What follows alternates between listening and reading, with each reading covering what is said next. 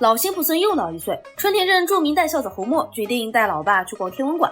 春田镇民风淳朴，大家忙着埋头赚钱，抬头喝酒，很少有人仰望星空，毕竟这玩意儿填不饱肚子，也没有钞票有意思。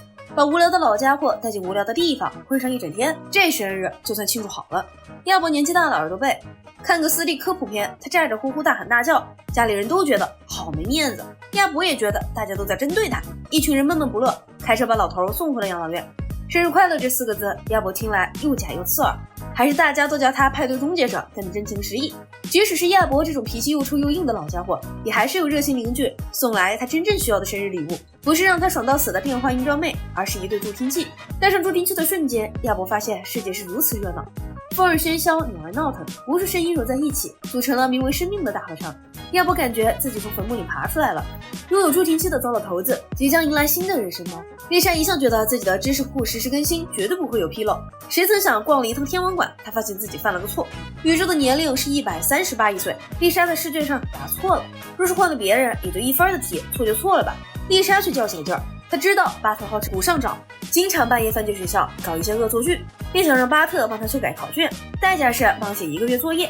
巴特呵呵一笑，他平时根本不写作业，哪需要人代写？也罢，今天先帮这个忙，条件完事后再想吧。巴特在学校来去自如，当然少不了内鬼帮忙。他用甘草糖买通了红胡子，兄妹俩连夜闯进了老师办公室。丽莎改好了卷子，巴特搞好了恶作剧。他们路过储藏室时，忽然听见了绞肉机的声音，偷偷钻进去一瞧，就见校长在绞人手。丽莎差点吓尿了，巴特赶紧摁开灯，发现原来校长在绞牛肉干。堂堂一校之长，居然搭了张折叠床，住在学校储物室里。记得他不是跟老妈住在一起吗？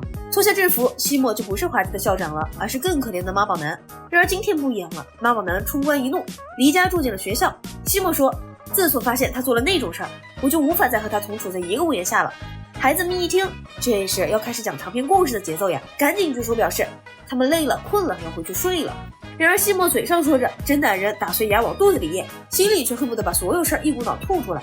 曾经他有一个梦想，他梦想有一天幽谷上升，高山下降，坎坷之路边不好意思拿出演讲稿了。总之西莫年轻时想当歌手，大红大紫的那种。他在大学申请里放了歌曲和备用材料，而且破釜沉舟只投了第1志愿。结果他的一腔热情被一封拒绝信浇灭了。西莫从没见过那么厚的拒绝信，提出疑问，老妈便说那是学校细说拒绝他原因。西莫当时伤心欲绝，当然不愿意细看，从此放弃了当歌手的梦想，成为了一名毫无前途的校长。时隔多年，西莫想给老妈准备生日惊喜，偷偷翻她的梳妆柜时，发现了那封信。结果发现老妈撒了谎，她其实是被录取了，里面甚至还有招生办主任的亲笔信，赞美西莫才华横溢，是万中无一的人才，学校将提供全额奖学金，而且4年后仪仗队的经理将会退休，西莫将是最适合继任的人选。这封信的意义好比霍格沃兹之于哈利波特，卡塞尔学院之于陆明飞，原本将为他打开摆脱平庸人生的另一扇门，事业、金钱、名声伸手可得，现在一切都化为了泡影，只因老妈的一个谎言。他为什么这么做？西莫离开家后苦思不得其解，孩子们只能对他表示同情，并暗暗记住了一个教训，以后一定要亲自看录取信。在一个风和日丽的早上，亚伯兴高采烈地离开了养老院，敲开了儿子家的大门，想用助听器听一听家人们平时到底在嘀咕他什么。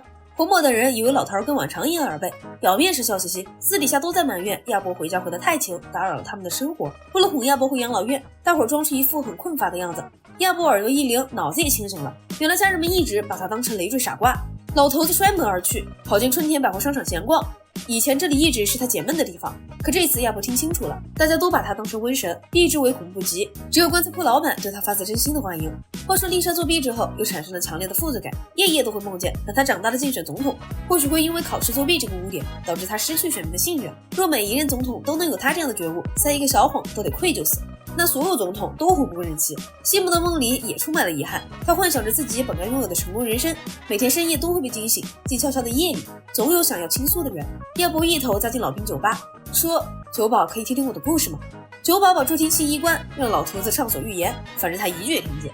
西莫思来想去，决定去俄亥俄州立大学找招生办主任把事情解释清楚。主任表示很失望，很遗憾，自己这辈子只寄过那一封充满热忱的录取信，结果这个学生迟到了几十年才来。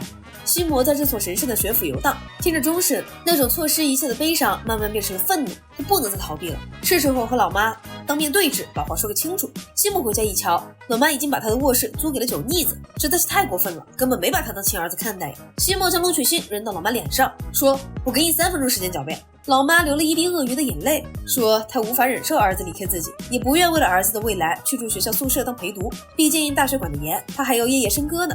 西姆感动坏了，有这样的老妈，何愁不能一事无成，平庸一生？妈妈男西姆最终回到了家里，他第一次勇敢地对视老妈，换来了解除电视家长监控功能的好处。酒腻子不会搬走，以后他们就是异父异母的兄弟了。另一边，黄渤找了1天也没把老爹找回来，他非常想得开，干脆花钱雇一个讨人喜欢的新老爹好了。老兵酒吧的酒保实在受不了了，被亚伯折磨得想跳楼，把这糟老头子轰回了家。亚伯在门外调大了助听器功率，想听听家人们又在说他什么坏话。不听还好，一听眼泪都下来了。家人们都在思念他呀，一口一个爸爸去哪儿了，爷爷在哪里，你快回来。没有老爹的日子冷冰冰。亚伯激动地冲进屋拥抱家人们，感动地说：“我就知道你们还是爱我的。”黄渤等人附和着笑了，偷偷扔掉了手里的肉麻画大全。这是一个致敬鬼妈妈的故事。丽莎一直觉得自己生错了家庭，爸爸肥头大耳，擅长吃喝；妈妈沉迷家务，发型雷人；哥哥是连恶魔都害怕的混世魔王；妹妹一辈子都放不下奶嘴，自己这么可爱，这么聪明，周末却只能一个人去公园捡垃圾玩。她失望，她苦闷，然后不经意的一个转头，她发现自家的猫在爬一扇秘密小门，门后居然是一个诡异的隧道。丽莎追着猫钻进去，猫忽然开口说人话。有时候小门通往大机会，还要带丽莎去见另一个世界的家人。他一钻出洞，就发现自己换了个画风，家人还是那几个：红墨、马基、巴特和麦奇，不过他们的眼睛都缝着纽扣。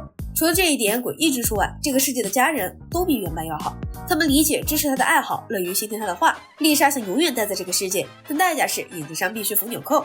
丽莎怕疼，所以跑回了原世界。老莫一脸得意地告诉女儿：“我刚刚用你的萨克斯杀了一条蛇哟。”丽莎的原版家人彻底失望了，她离开了好几天，家人们才察觉到女儿失踪了。老莫觉得少个孩子少份负担，以后把丽莎的卧室分给麦奇，把丽莎的作业分给巴特吧。巴特一听，我勒个去，毫不犹豫地逃进另一个世界，给眼睛缝上纽扣。老莫表示这叫双喜临门。马基瞪了他一眼，钻进秘密小门去找孩子们，结果也是一去不回。老莫等了很久，心里开始慌了。猫一直在他的耳边嘀咕：“这回你真搞砸了，你失去了家人。”红莫一听这话急了，钻进隧道去找大伙，发现在另一个世界，纽克野家人们正在相亲相爱合家欢。红莫一掐巴特的脖子，发现他居然是布娃娃。异世界的马基大怒，瞬间变成了怪物要发飙。红莫不仅不害怕，还很惊喜，他已经看到了真正的幸福生活。4手4脚的马基负责干家务，原版马基陪他看电视，异世界红莫负责参加家长会和教堂礼拜，这就叫生活和感情两不误。